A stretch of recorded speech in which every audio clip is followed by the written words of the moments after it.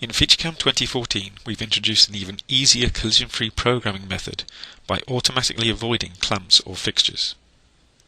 The clamps are chosen in exactly the same way as you would do if you were doing it for simulation, but now we have a new option that allows us to collision check against them. This does require the new technology toolpaths for both the roughing and finishing to check against these clamps. We can also individually control the axial and radial allowances within this option. In this example I have a bracket part, and I've also got a number of pre-created features, in this case a hole pattern, some pockets, some sides, and then just a single pass face across the top. If I run through a 3D simulation, just to have a look at the part, we can see our hole drilling. It's going to speed up the process a bit. I get my component like so. Clearly we can see here that we've machined all the way around our stock material. In this particular instance, I've actually got a number of clamps in here. If I go to the solids area, you can see they're already located here, but I've stored them on a different level. Let's go ahead and bring those back, just by going to my layer dialog and turning on the clamps layer. You can reshade those up, and you'll notice these are being positioned around the part to hold the material in place as we machine the component. However, if I go ahead and select these as my fixtures, I'm going to say use solid as clamp, and in my simulation I'm going to turn on my pause on gouge and show pause on gouge dialog. Let's rerun through that same 3D simulation. There's my clamps and fixtures. Straight away you can see we get a collision.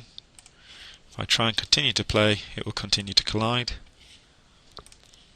If I turn these options off and then play through, we can see we've machined away the clamps.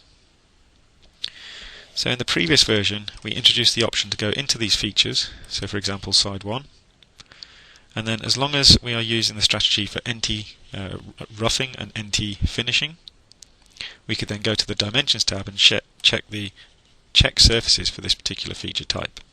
In this case I can include all these clamping and fixture elements. However, the new option does this automatically without me needing to select these. Once I've identified these as being a use solid as clamp, we then have an option under the manufacturing area in the machining attributes. Under the milling tab, you'll see there is a button that says clamp avoidance.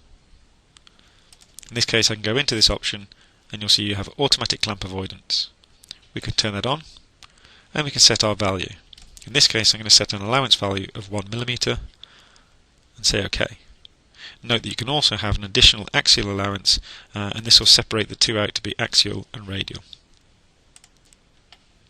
Let's accept that and this time play our simulation.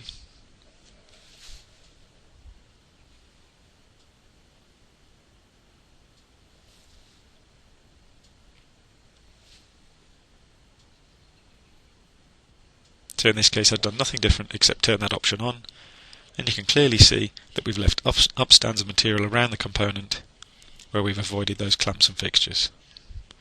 This makes the process of collision avoidance much easier and much safer when we're going to machine our parts for real.